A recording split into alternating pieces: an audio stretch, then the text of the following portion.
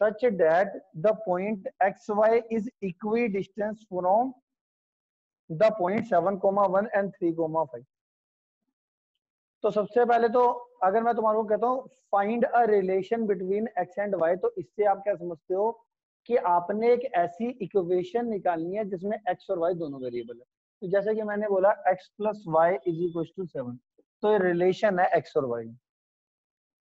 तो अगर मैंने आपको बोला रिलेशन एक्स वाई में निकालो, डेट मीन्स क्या करना है, एक्स वाई की इक्वेशन निकालनी है। सिंपल है। तो ये हमारा रिलेशन है एक्स और वाई इस तरीके से।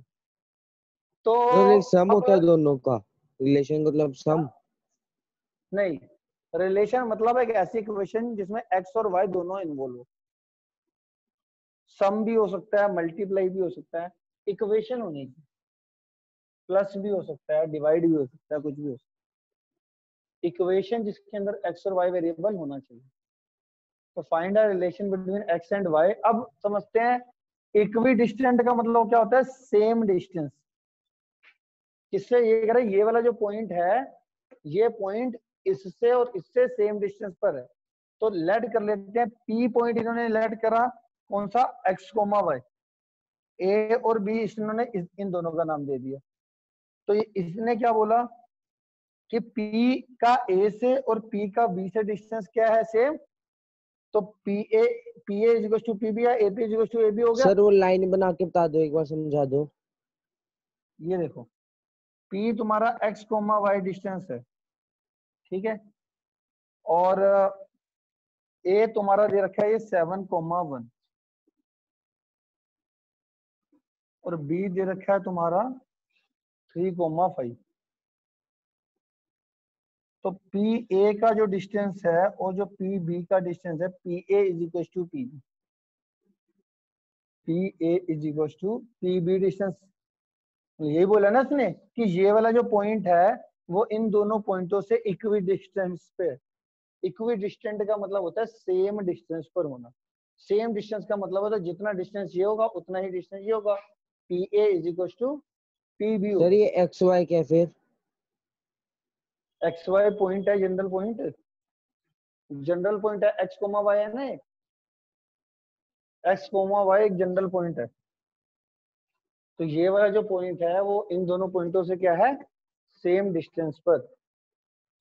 तो P A से और P B से सेम डिस्टेंस पर, that means PA is equal to PB। अगर कोई डिस्टेंस सेम हुए, या इन्होंने ऐसे बोल दिया AP is equal to BP, AP is equal to BP, ऐसे बोल दो या उल्टा नाम ले दो, कोई फर्क नहीं पड़ता। तो जो दो डिस्टेंस सेम है उनका स्केयर भी सेम होगा। अब इन्हें स्केयर क्यों करा कि जो डिस्टेंस फॉर्मूला में रूट होता है ना वो नहीं लगाना पड़ेगा। ठीक है, समझ में आई है स्केयरिंग क्यों करा है। स्केयरिंग जैसे करेंगे तो रूट हट जाएगा ना। जैसे AP का डिस्टेंस फॉर्मूला खोलोगे तो यहाँ पे रूट आएगा, बट अगर मैं स्केयरिंग कर दूंगा दोनों की साइड तो इसका स्केयर और रूट कट जाएगा ना राइट साइड का। तो जो डिस्टेंस फॉर्मूला में अगर स्केयर कर देते हो तो रूट नहीं लगाएंगे। वो AP का फॉर्मूला क्या आएगा, सर रूट ना लगाने से फिर दोनों जगह स्क्वायरिंग होगी। अगर आप ये स्केयरिंग ना करते तो यहाँ पे रूट लगता तो स्केयरिंग बोथ साइड करके फिर रूट हटाते, स्केयरिंग बोथ साइड करके फिर भी रूट हटाते। तो इन्होंने पहले ही हटा दिया स्केयर करके, स्केयर कर दिया तो रूट अपने आप ही डिस्टेंस फॉर्मूले में नहीं लगेगा। तो यहाँ से x माइनस 7 का सर होल नहीं, स्केयर। वो जो रूट हटा के स्क्वायर किस में जाएगा, लेफ्ट हैंड साइड में। यार ये स्केयर करा मैंने तो ये स्केयर हुआ, ये रूट कट के जो बाकी अंदर का मैटर है वो आ जाएगा। ठीक है सर। तो मैंने इन्होंने वही करा ना, जैसे AP का स्केयर है, तुम AP का डिस्टेंस फॉर्मूला में से कैसे निकालोगे, x में से x को हटाओगे, x माइनस 7 का whole square plus y minus 1 का होल स्केयर, यही तो लिखा है इन्होंने। बट रूट नहीं लगाया क्योंकि हमने स्केयरिंग कर दी, स्केयर कर दिया। अगर हम ये स्केयरिंग ना करते तो रूट आता दोनों तरफ। अगर रूट आता तो फिर हम बाद में स्केयरिंग बोथ साइड करके दोनों का रूट हटा देते। समझ में आई बात कि नहीं आई। या तो स्केयर कर दो और डिस्टेंस फॉर्मूला में रूट मत लगाओ, और अगर स्केयर नहीं करना तो रूट लगा लो और बाद में स्केयरिंग बोथ साइड करके रूट हटा देना दोनों का। डन। तो ये हमारा ये आ गया। ये इजी होता है स्केयर करना, स्केयर करके फिर रूट हमारे को हटाने की जरूरत नहीं होती, ऑलरेडी हटा होता है।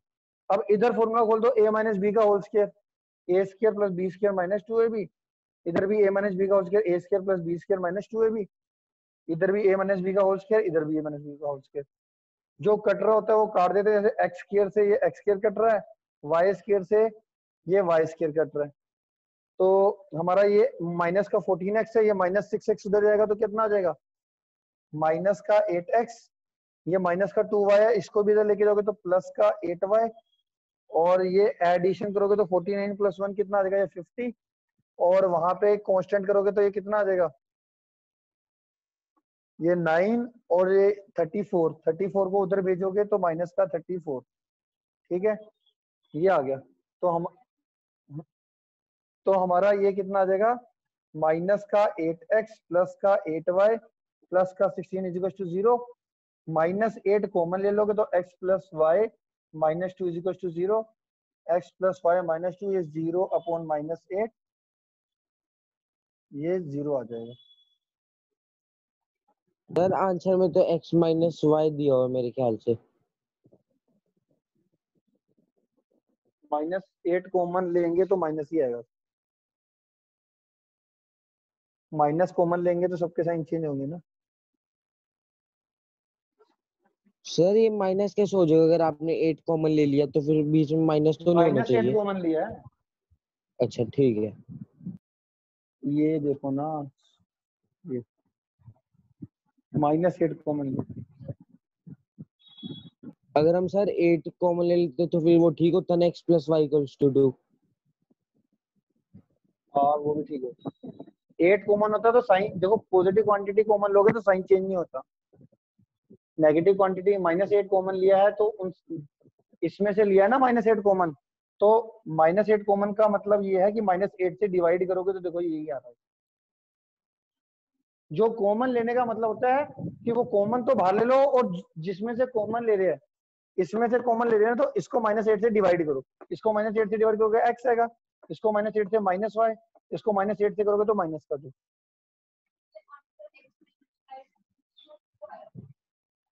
हाँ माइनस 2 को उधर ले जाओगे तो प्लस 2 हो जाएगा।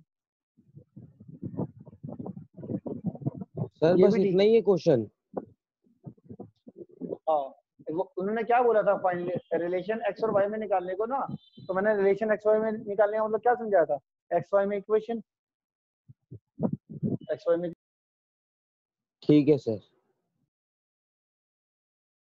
सर आपका माइक म्यूट हो गया। क्या कह रहे हो, यहाँ से देखो ये हमारा क्या डिस्टेंस था, देखो एक पी पॉइंट, ये एक्स वाई था जो इन दोनों पॉइंटों से सेम डिस्टेंस पे था, तो मैंने डायग्राम में एक्स वाई को पी का नाम दे दिया, एक पॉइंट को ए का, एक पॉइंट को बी का डिस्टेंस नाम दे दिया। तो अब हमारे को क्या दे रखा था, जो पी पॉइंट है ये इन दोनों पॉइंटों से सेम डिस्टेंस पर है, that means AP is equal to BP होगा। ये डिस्टेंस और ये डिस्टेंस बराबर होगा, इक्वल डिस्टेंस का मतलब सेम डिस्टेंस। तो एपी इक्वल टू बीपी कर लिया, स्केयरिंग कर दिया, क्योंकि डिस्टेंस में हमारे को डिस्टेंस फॉर्मूले में रूट ना लिखना सर पड़े। ये तो हम अब बताएंगे ना कि स्क्वायरिंग क्यों करा है, ये ऐसे डायरेक्ट लिख देंगे। कुछ नहीं बताना, तुम्हारे को बताने की मेरे को जरूरत है, तुम्हें आगे बताने की जरूरत नहीं। तुम्हारे को बताने की जरूरत नहीं, टीचर को पता है, वो अगर तुमने स्केलिंग कर दी तो समझ जाएगा बात। ठीक है, तो माइनस 7 का whole square plus Y minus 1 का होल स्क्वायर, बीपी स्क्वायर में एक्स माइनस 3 का whole square plus Y minus 5 का होल। इधर a माइनस बी का होल स्क्वायर खोला, इधर भी a माइनस बी का होल स्क्वायर, इधर भी a माइनस बी का होल स्क्वायर, इधर भी। जो टर्म्स कट रही थी काट दी, एक्स से एक्स कट रहा था, एक्स स्क्वायर से एक्स स्क्वायर कट रहा था, वाई स्क्वायर से वाई स्क्वायर कट रहा था, बाकी सारी टर्म्स को उधर लेके गए, और जो कॉमन आ रहा था माइनस 8 कॉमन आ रहा है फाइनली, माइनस 8 को डिवाइड में भेज के ये। ठीक है,